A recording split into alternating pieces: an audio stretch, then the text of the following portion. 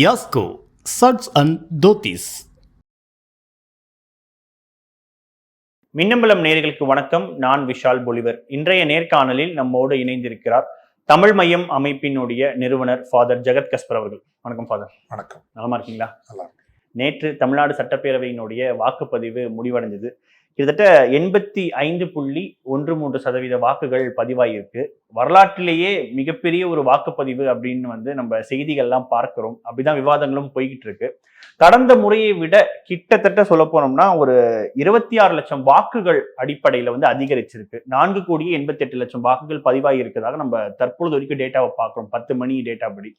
So இந்த அதிக வாக்குப்பதிவு அப்படின்றது அரசுக்கு எதிராக இந்த மாதிரியான வாக்குப்பதிவு அதிகரிக்கிறதா ஒரு பேச்சு அடிப்படுது. நீங்க எப்படி பாக்குறீங்க? அப்படிதான் இருக்க நிலைமை. முதலில் இது வரலாற்று வாக்குப்பதிவு அப்படின்னு சொல்றதுல எனக்கு கருத்து வேறுபாடு இருக்குங்க. ஒரு சிறந்த வாக்குப்பதிவு, நிறைய ஆர்வத்தோடு மக்கள் பங்கேற்று இருக்கிறார்கள் என்பது மறுக்க முடியாதது. ஆனால் நீங்கள் இதை ஜியாகிரபிக்கலா பிரிக்கணும். எந்தெந்த பகுதிகளில் வாக்குப்பதிவு அதிகரித்திருக்கிறது ஒப்பீட்டளவில் கடந்த முறையை விட. இன்னொன்று ஆப்சல்யூட் நம்பர்ஸ்லையும் பார்க்கணும். ஒரு தொகுதியில், ஏன்னா எஸ்ஐஆருக்கு பிறகுங்க நீங்கள் ஆப்சல்யூட் நம்பர்ஸில் தான் பார்க்கணுமே தவிர சதவீதத்தில் அடுத்த ஓரிரு தேர்தல்களுக்கு நீங்கள் பார்க்கக்கூடாது. அப்படி பார்க்கிற போது கடந்த தேர்தலை விட நீங்கள் அதிகபட்சமாக 3% தான் அப்படின்னா கணக்கு வரும். ஸோ ஒரு 3% அதிகரித்திருக்கும்போது நீங்கள் வரலாற்று டேர்ன் அவுட்னு சொல்ல முடியாது. அது yes, it's better than the previous one. முந்தைய தேர்தலை விட இது அதிகமானது. இப்போ கடந்த இந்த எஸ்ஐஆர் கணக்கில் நீங்கள் வரப்போ இப்போ 85 வந்திருக்குதுன்னா நீங்கள் 75 தான் கணக்கு போடணும். கடந்த முறை 72.8% வாக்குப்பதிவு, 73. அப்படி பார்த்தீங்கன்னா என்னை பொறுத்த வரைக்கும் 2லிருந்து அதிகபட்சமாக இது ஒன்று. ஆனால் இதை சொல்லுகிற போது இளம் வாக்காளர்களினுடைய ஒரு பெரும் முன்னகர்வு இருந்தது என்பதையும் நாம் மறுக்க முடியாது. அந்த இளம் வாக்காளர்கள் மிக பெருவாரியாக தாவேகா நடிகர் விஜய் அவர்களினுடைய ஆளுமை வீச்சு, வேட்கை, அந்த ஒரு விசைதான் இளைஞர்களினுடைய ஒரு விசை என்பதை அதையும் நாம் பதிவு செய்துதான் ஆக வேண்டும். ஆனால் தாவேகா விஜய் இதனுடைய தாக்கம் மட்டுமல்ல. இந்த ஒரு 3, நீங்க 5% தான் வச்சுங்களேன், 5% அதிகம் என்று வைத்துக் கொண்டால் இது மட்டும் அல்ல. இந்த கெமிஸ்ட்ரி ஒன்று உருவாகுது இல்லைங்களா? அந்த கெமிஸ்ட்ரி என்ன ஆக்குதுன்னா, கடந்த முறை நோட்டாவுக்கெல்லாம் நிறைய வாக்கு விழுந்தது. எந்த கட்சியும் எங்களுக்கு விருப்பம் இல்லை. ஸோ நோட்டா வாக்குகள் இந்த முறை ஏதோ ஒரு கட்சிக்கு திரும்பும். அதிலும் கூட பெருவாரியாக தாவேகாவிற்கு அந்த வாக்குகள் வந்திருப்பதற்கான வாய்ப்புகள் இருக்கிறது. நான் அந்த 2 விஷயத்தை தெளிவுபடுத்தணும். ஏன்னா வட இந்திய ஊடகங்களும் ஒருதலை சார்பு ஊடகங்களும் அரசுக்கு எதிரான மனநிலை இங்கு கொழுந்து விட்டு எரிய தொடங்கிவிட்டது அப்படிங்கிற ஒரு பார்வையை முன்வைத்திருக்கிறார்கள். எனது கவனிப்பில் அது இல்லை. அதாவது அரசுக்கு எதிரான ஒரு மனநிலை இல்லை. அதாவது அரசின் மீது அதிருப்திகள் பல உண்டு. ஒரு தொகுப்பினருக்கு உண்டு. ஆனால் அதை ஒரு அலையாக மாறியதாக நாங்கள் கவனிக்கவும் இல்லை, நாங்கள் பதிவு செய்யவும் இல்லை. அதற்கு மிக முக்கிய காரணம் மாண்புமிகு திரு மு க ஸ்டாலின் அவர்களினுடைய ஆளுமை. ஒரு பக்குவமான முதிர்ச்சியான அரசியல் தலைவர் அந்த இடத்துக்கு நின்றுடுச்சு. இல்லைன்னா இது ஒரு பெரிய ஆன்டி இன்கம்பன்சி அது மாறிடும். பட் தாவேகாவினுடைய வருகையினால் இவர்கள் எதிர்பார்த்த ஒரு நேர்மறை அலைன்னு எதிர்பார்த்தாங்க. இப்போ பெண்களை ஒரு இலக்கு வைத்து நல்ல திட்டங்கள் பல முன்னெடுக்கப்பட்டன. அது மகளிர் உரிமை தொகையாக இருக்கட்டும், விடியல் பயணம், பள்ளிகளில் பெண் மாணவியர்களுக்கு முன்னெடுப்புகள், தேர்தல் அறிவிப்பிற்கு முன்னால் 5,000 ரூபாய் நேரடியாக வங்கி கணக்கிற்கு அனுப்பி வைத்தது பெண்கள். இந்த முன்னெடுப்புகள், குறிப்பாக இந்த 5,000 ரூபாய் கொடுத்ததெல்லாம் ஒரு அந்நேரம் ஒரு ஒரு மிக உற்சாகமான வேட்கையான ஆதரவு உயர்வினை காட்டியது. ஆனால் தாவேகாவினுடைய வருகையும் அவர்கள் ஏற்படுத்திய தாக்கமும் அதை கொஞ்சம் மங்கலாக்கியது. இது உண்மைதான். அவர்களுக்கு கிடைத்திருக்க வேண்டிய பெண்கள் வாக்கு சதவீதத்தை ஒரு கணிசமான அளவுக்கு குறைத்திருக்கும். ஆனால் அது ஒரு ஆன்டி இன்கம்பன்சி என்பது அரசுக்கு எதிரான மனநிலை உறுதியாக ஒரு பேரலையாக எழவில்லை. இன்னொன்று, நடுநிலையான பெண்கள், அதிலும் குறிப்பாக விஜய் அவர்களினுடைய குடும்பத்தில் வந்த அந்த சிக்கல்களுக்கு பிறகு குடும்பம் சார்ந்த பெண்கள், நடுவயது பெண்கள் ஓரளவுக்கு மு.க. ஸ்டாலின் அவர்கள் பக்கமாகத்தான் இருந்திருக்கிறார்கள். இதுல இழப்பு அப்படின்னு பார்த்தீங்கன்னா, அதிமுக பொதுவாக அந்த எம்ஜிஆர் அவர்களும் ஜெயலலிதா அவர்கள் இருந்தபோது பெண்கள் ஒரு மிகப்பெரிய அசுர பலம் அவர்களுக்கு. அதுவும் எம்ஜிஆர் அவர்களை விட ஜெயலலிதா அவர்களினுடைய கடைசி 5 ஆண்டு காலம் பெண்கள் அம்மா அம்மா என்று தங்களுக்கான ஒரு பாதுகாப்பு தலைவியாக, ஏன் ஒரு காவல் தெய்வம் போலவே அவரை உயர்த்தி கொண்டு வைத்திருந்தார். அந்த பெண்கள் இந்த தேர்தலில் நீங்க 2ஆ பிரிஞ்சதை நீங்க பார்க்கலாம். ஒரு தொகுப்பினர் தாவேகா பக்கமாக, அப்கோர்ஸ் பாரம்பரியமாக அண்ணா திராவிட முன்னேற்ற கழகத்துக்கு பின்னால் இருந்தவர்கள் அப்படியே தான் இருந்திருக்கிறார்கள். ஆனால் ஜெயலலிதாவினுடைய ஆளுமை வசீகரத்தால் அவருக்கு பின்னால் அணி திரண்ட ஒரு பெரும் பெண் வாக்காளர்கள் கூட்டம், தொண்டர்கள் அல்ல. ஒரு பாதி ஓட்டு உடையுதுன்னு எடுத்துக்கலாமா? பாதி ஓட்டு தாவேகாவுக்கும் பாதி ஓட்டு திமுகவுக்கும் தான் வந்திருக்கு. இதை பல ஆய்வாளர்கள் கவனிக்கலாம். நம்ம அதை கவனத்தில் எடுத்திருக்கிறோம். இன்னொன்று, இந்த இந்த இவ்வளவு பெர்சன்டேஜ் அதிகமாகிறதுக்கு இன்னொரு காரணம் எதுவாக இருக்கக்கூடும் அப்படின்னு நான் நினைக்கிறேன்னா, நீங்க மேற்கு மண்டலத்தில் நிறைய வாக்குப்பதிவு நடந்திருக்கு. இது மேற்கு மண்டலத்தினுடைய ரூரல்ல நடந்திருக்கு. இப்போ ரூரல்ல சென்னையை சொல்லுங்க, டெஃபினட்டா சொல்றேன், பல தொகுதிகளில் தாவேகா 2வது இடத்திற்கு வரும். ஆமா, ஏன்னா சென்னையிலேயே கிட்டத்தட்ட 80% மாநிலத்தோட ஆவரேஜோட கொஞ்சம் ஒட்டி போகிற மாதிரியும் இருக்கு. அதுவும் ஒரு ஆச்சரியமா பார்க்கப்படுது. ஆமா, உறுதியா பல தொகுதிகளில் தாவேகா 2வது இடம் வரும். சில தொகுதிகளை வெல்லவும் கூடும். ஏன்னா ஒரு நெக் அண்ட் நெக் போட்டி. அதே நேரம் நீங்க மேற்கு மண்டலத்தில் ரூரல்ல எப்படி இவ்வளவு வாக்கு சதவீதம் வருகிறது அப்படிங்கிறப்போ 2 காரணம் தான் நம்ம என்னால் சொல்ல முடியும். ஒன்று, இந்த எஸ்ஐஆரை பயன்படுத்தி ஏனைய வழியிலோ இந்த அந்த வெளி மாநிலத்து வாக்காளர்களை ஏதோ அதிமுக பிஜேபி உள்ள கொண்டு வந்தாங்களாங்கிற ஒரு கேள்வி. இன்னொன்று, இது நமது கடைசி தேர்தல். கடைசி தேர்தலில் இந்த தேர்தலை நாம் வெல்லவில்லை என்றால் நமக்கு அடுத்த தேர்தல்கள் என்பது மிக கடினமாக இருக்கும் என்கின்ற அண்ணா திராவிட முன்னேற்ற கழகத்தினுடைய அக உணர்வு ஒரு காரணமாக இருக்கலாம். அப்போ அந்த இடத்துல தான் நீங்கள் இந்த ஸ்ட்ரக்சரல் ஸ்பைனுங்கிறது தான் எந்த ஒரு தேர்தல் ஆய்வுலையும் அடிப்படைங்க. என்ன வாக்குப்பதிவு எப்படி வருது இப்படி. தமிழ்நாடு ஒரு வேரோட்டமான தேர்தல் அரசியல் களம். நீங்க பொலிட்டிக்கல் களம்னு சொல்றது வேற, எலக்ட்ரல் பொலிட்டிக்கல் களம்ங்கிறது வேற. பொதுவான அரசியல் களம் என்பது வேறு, தேர்தல் அரசியல் களம் என்பது வேறு. இப்போ வடநாட்டில் தேர்தல் அரசியலுங்கிறது பட்பட்டு நீங்க ரீஜிக் பண்ணலாம். ஒரு பெரிய ஒரு டான் இருப்பாரு, அல்லது ஒரு பெரிய முதலாளி இருப்பாரு, பெரிய நில உடைமையாளர் இருப்பாரு, அவருக்கு கீழே ஒரு 5000 பேர் வேலை பார்ப்பாங்க. அந்த 5000 ஓட்டை நீங்க இங்கிட்டும் அங்கிட்டும் மாற்றி கொண்டு போகணும்னா பண்ண முடியும் வட இந்தியாவில். தமிழ்நாட்டில் இன்னைக்கு அது சாத்தியம் இல்லாத ஒன்று. யாருக்கு வாக்களிக்க வேண்டும் என்பதை மக்கள் இன்றைக்கு ஓரளவுக்கு இண்டிபெண்டாக முடிவு செய்யக்கூடிய ஒரு களம் இருக்கிறது. அப்போ ஒரு ஆய்வாளனாக நான் சொல்ல முடியும், கடந்த 5 தேர்தல்களில் 2001, 2006, 2011, 2016, 2021, இது வரைக்கும் நீங்க இந்த 5 தேர்தல்களை எடுத்து பார்த்தீங்கன்னாலே 15% மேல் வாக்கு சதவீத வேறுபாட்டுடன் அண்ணா திராவிட முன்னேற்ற கழகம் வெற்றி பெற்ற தொகுதிகள் 27 உண்டு. இந்த தொகுதியை எந்த கொம்பன் கூட்டணி வந்தாலும், எந்த தேவதூர்கள் வந்தாலும் இந்த தேர்தலையும் அசைச்சிருக்க முடியாது. நான் அதை அடிச்சு சொல்லுவேன். இதுதான் நான் சொல்றது, இந்த structural spine of an electoral political landscape அப்படின்னு ஆங்கிலத்தில் சொல்லலாம். நீங்க சொல்லக்கூடிய கொங்கு பகுதியில சொல்றீங்க.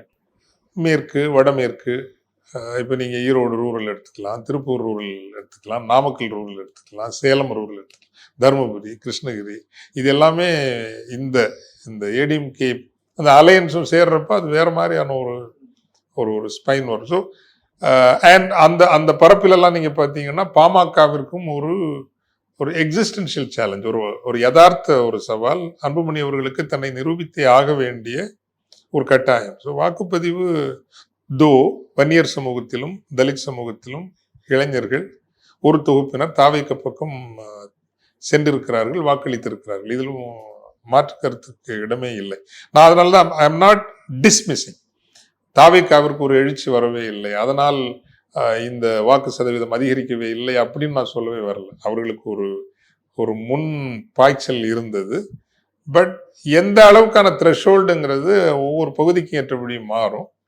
அதிலும் குறிப்பாக நான் இப்போ சொன்னேன் இல்லைங்களா, ஸ்ட்ரக்சரல் மசில் 27 தொகுதிகள் அண்ணா திராவிட முன்னேற்ற கழகம் 5 தேர்தல்களில் 15% வாக்கிற்கு அதிகமாக பெற்று வென்றது என்றால், திராவிட முன்னேற்ற கழகம் 31 தொகுதிகளை வென்றிருக்கிறது. அதே போல ஸோ இந்த 31, 38, 58 தொகுதி வச்சுங்களேன், 58 தொகுதி எந்த கொம்பன் கூட்டணி வந்தாலும் அது இந்த தேர்தலிலும் அசைந்திருக்காது. நீங்கள் தேர்தலுக்கு இப்போ முடிவுகள் வந்த பிறகு வந்து எந்தெந்த தொகுதின்னு நீங்கள் கேட்டிங்கன்னா லிஸ்ட் போட்டு நான் சொல்லிவிடுவேன். இப்போ என் கையில் லிஸ்ட்டு இருக்கு, நாங்கள் அது எங்களுடைய ஒரு ரிசர்ச்.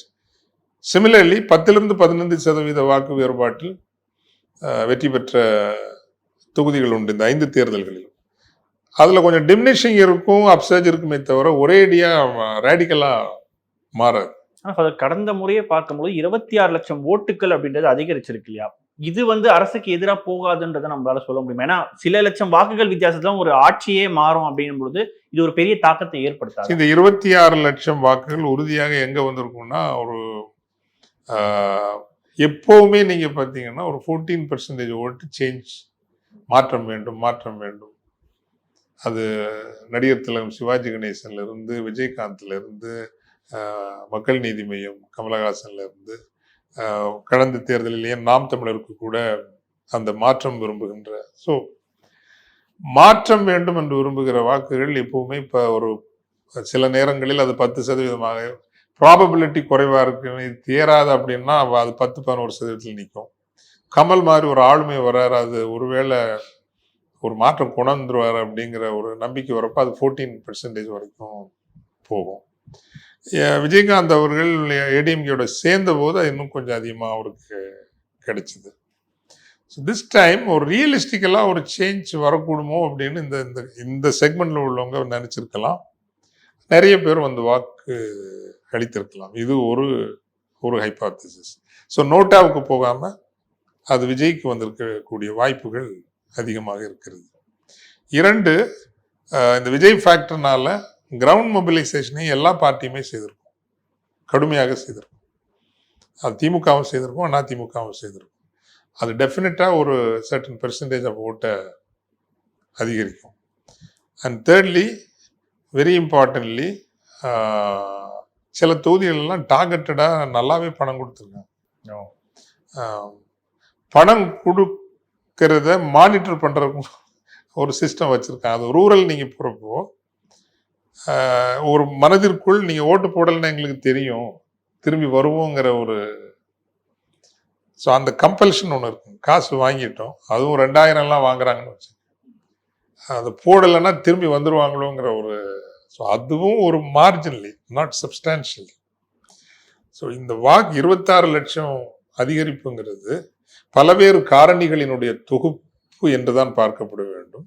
அந்த பல்வேறு காரணிகளில் விஜய் அவர்களுக்கான அல்லது தாவேக்கிற்கான ஒரு வாக்குகள் என்பது அதிகமாக இருந்திருக்கும். இதிலும் இரண்டாம் கருத்துக்கு இடமே இல்லை. அதிகமாக இருந்திருக்குமே தவிர அதுதான் இவ்வளவு வாக்குகளையும் புதிதாக கொண்டு வந்தது என்று சொல்ல முடியாது. இல்லை, இப்போ இவ்வளவு பெரிய சதவீதத்துக்கு விஜய் வந்து பெரிய ஃபேக்டர் காரணம் இல்லை அப்படின்றத நீங்க பாயிண்டா முன்வைக்கிறீங்க இல்லையா? இப்போ இன்னொரு கேள்வி என்னன்னா, இருக்கிற வாக்குகள்லயே ஒரு மேஜர் ஷிஃப்ட் அப்படின்றது நடந்திருக்க வாய்ப்பு இல்லையா? குறிப்பா திமுகவுல இருந்து, அதிமுகல இருந்து, மற்ற கட்சிகள் இருந்து ஒரு மேஜர் ஷிஃப்ட் அப்படின்றது நடக்க வாய்ப்பு இல்லையா? கணிசமாக, குறிப்பாக அர்பன் அண்ட் செமி அர்பன், நகர்ப்புற மற்றும் சிறு நகர்ப்புற பகுதிகளில் ஒரு சிக்னிஃபிகன்ட் கணிசமாக நடந்திருப்பதற்கு வாய்ப்பு இருக்கிறது. ஏனென்றால் இந்த முறைதான் மைக்ரோ கேம்பெயினிங்கிற ஒரு ஃபேக்டர் இதுவரை தேர்தல் அரசியல் களத்தில் இல்லாத ஒன்று. பொதுவாக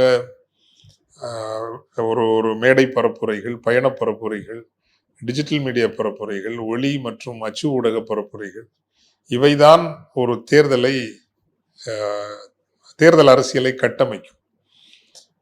ஆனால் இந்த முறை நீங்க பார்த்தீங்கன்னா சின்ன குழந்தைங்க, மாணவர்கள், இளம் தொகுப்பினர், வீடுகளுக்குள் பெண்கள், இந்த குடும்பங்களுக்குள்ளும் வகுப்பறைகளுக்குள்ளும் வாட்ஸ்அப் குரூப்ஸில் அல்லது சோஷியல் மீடியாவில் சந்திக்கிற இடங்கள்லையும் ஒரு பரப்புரை நடந்தது. இது ஒரு தனித்துவமான ஒரு தேர்தல்.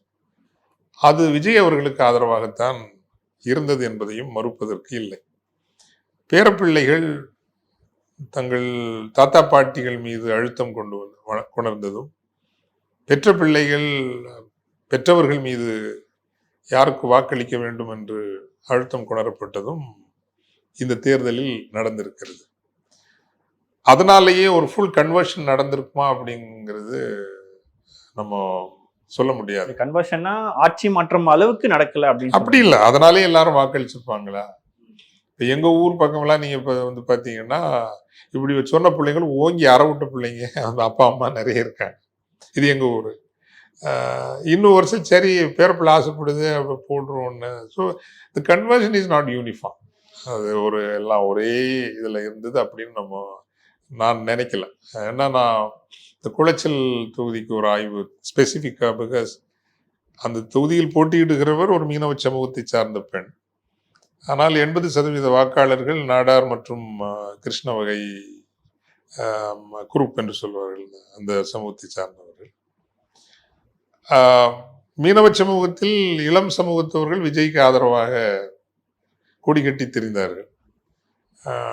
ஆனால் இங்கே இருக்கிற இப்போ நாடார் சமூகத்தில் உள்ள கிறிஸ்தவர்கள் பிள்ளைகளையும் மனம் மாற்றி இந்த விஜய் இதெல்லாம் இங்கே பேசக்கூடாது வீட்டுக்குள்ள இந்த தேர்தல். ஸோ ஜாதி மதம் இரண்டும் கடந்த ஒரு அணுகுமுறையை பார்க்க முடியும். அதனால யூனிஃபார்மா ஆனால் எல்லா செக்மெண்ட்லேருந்தும் உடைக்கிறாங்க இல்லையா? அது நம்ம மறுக்க முடியுமா?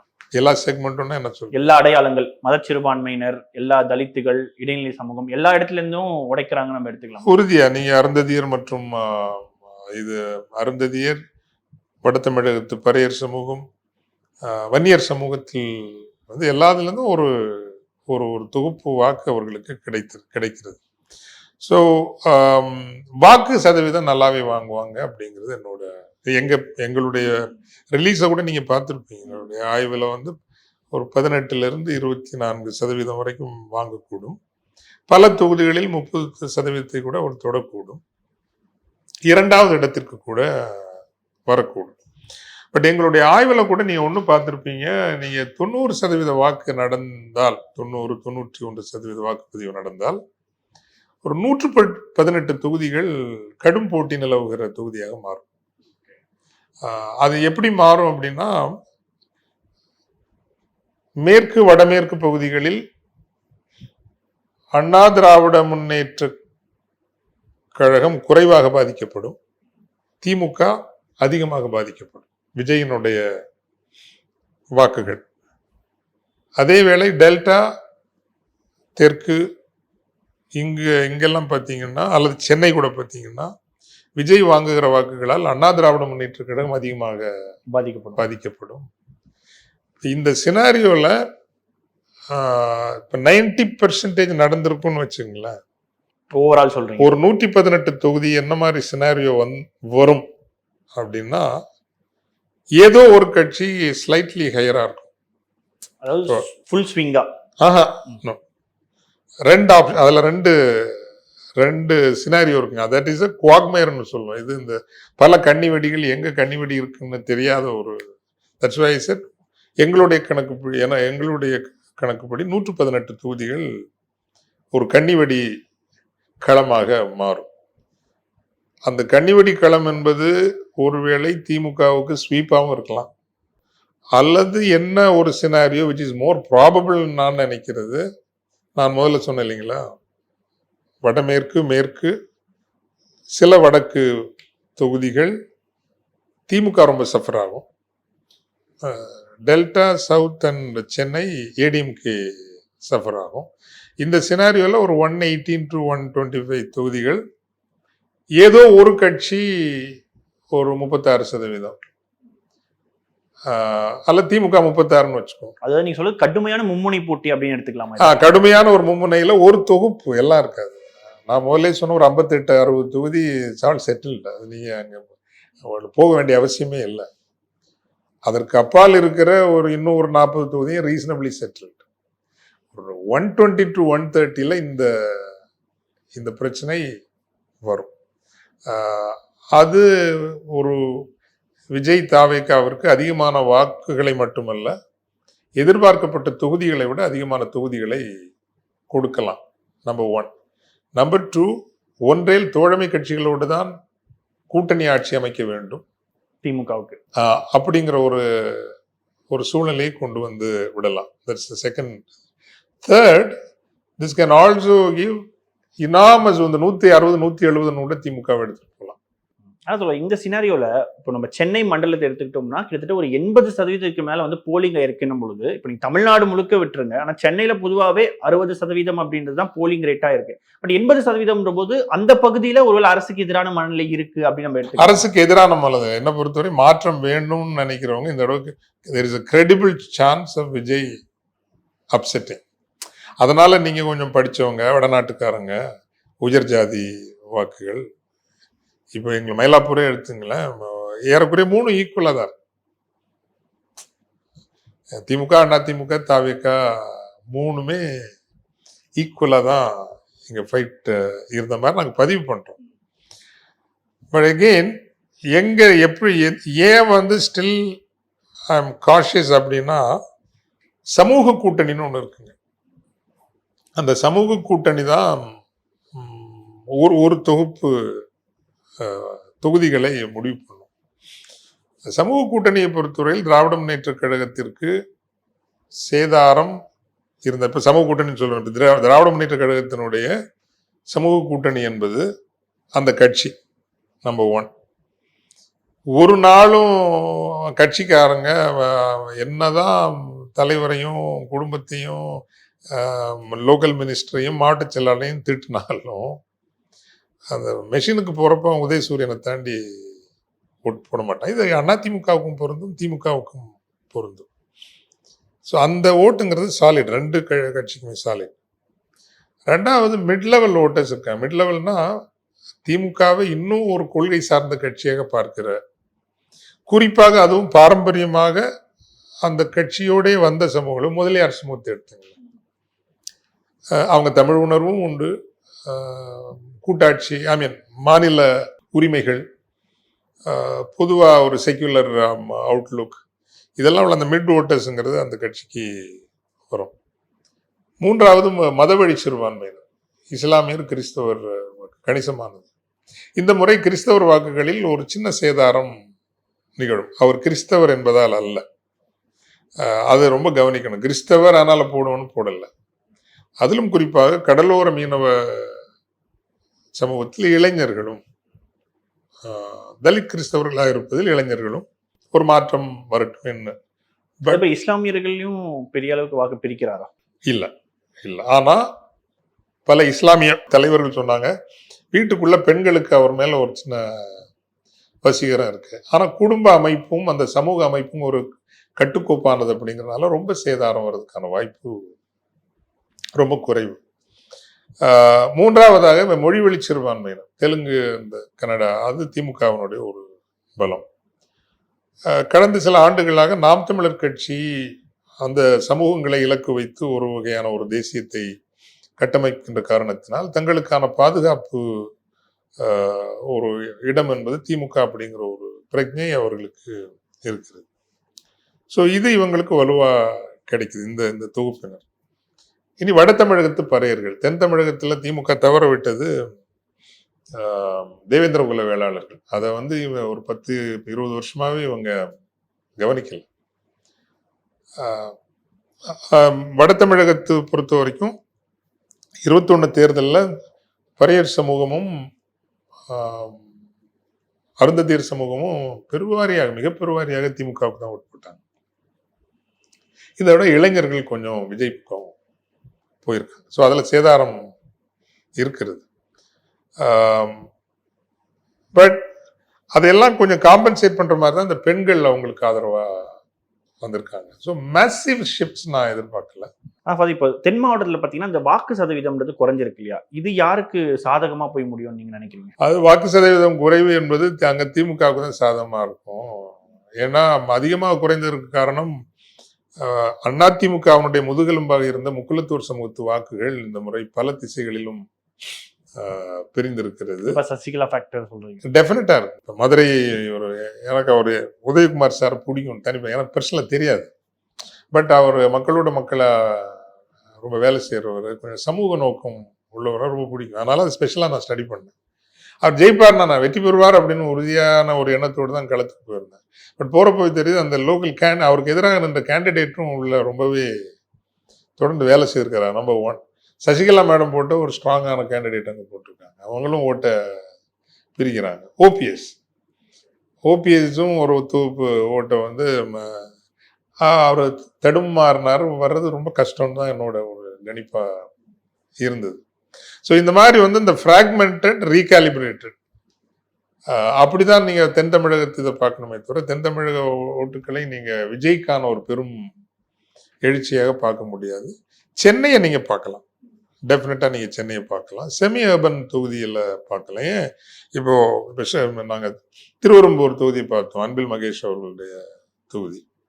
ஒரு 15 நாளைக்கு முன்னாடி பார்க்குறப்போ அன்பில் மகேஷ் அவர்கள் முதலிடம், அதிமுக குமார்னு நினைக்கிறேன் அவர் 2வது இடம், நவல்பட்டு விஜய் 3வது இடத்துல வந்தார். அவர் தாவேகா தமிழக வெற்றிக்கலாம். பட் முந்தா நாளைக்கு செக் பண்றப்போ நவல்பட்டு விஜய் 2வது இடத்துக்கு வந்தார். ஏறக்குறைய 28-30% தொடுற அளவுக்கு திருவெரும்பூர்லயே அவர் பல தொகுதிகளை தாவேகா திமுகன்றது நம்ம மறுக்க முடியாது இல்லையா? கணிசமான தொகுதிகளை எவ்வளவுன்னு சொல்ல முடியாது. பட் ரூரல்ல இருக்கும்னு நான் நினைக்கிறேன்.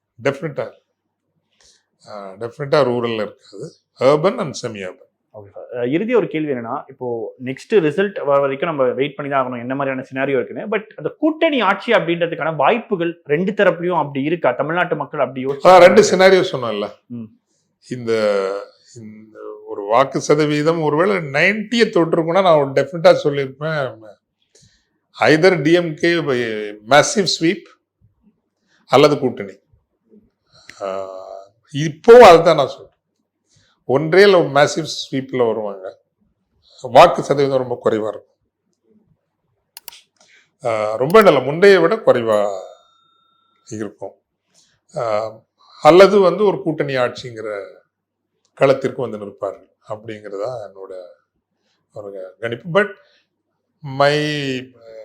மை லாஸ்ட் ஸ்டடி வந்து ஒரு 120 டெஃபினட்டா வருவாங்க. கொஞ்சம் கடைசி நேரத்தில் நல்லா ஃபைட் பண்ணியிருப்பாங்கன்னா 138 to 156ங்கிறது எங்களோட ஒரு கணிப்பாக இருந்தது.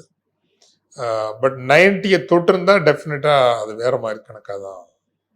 பிகாஸ் 80 வரைக்கும் இருந்ததுன்னா 38 தொகுதிகள் தான் இந்த இழுபறிங்கிற இடத்துக்கு வந்து நிற்கும். 90 தொட்டுருச்சுன்னா 118 நிற்கும். பியூர் அனலிட்டிக்ஸ் படி பார்க்குறப்போ இப்போ 85ன்றதுனால கொஞ்சம் கணிக்க முடியும். கடும் போட்டி நிகழ்கிற தொகுதிகள் அதிகமாகிறது. அந்த கடும் போட்டியில் யாருக்கு சாதகம் வருகிறதா? திராவிட முன்னேற்ற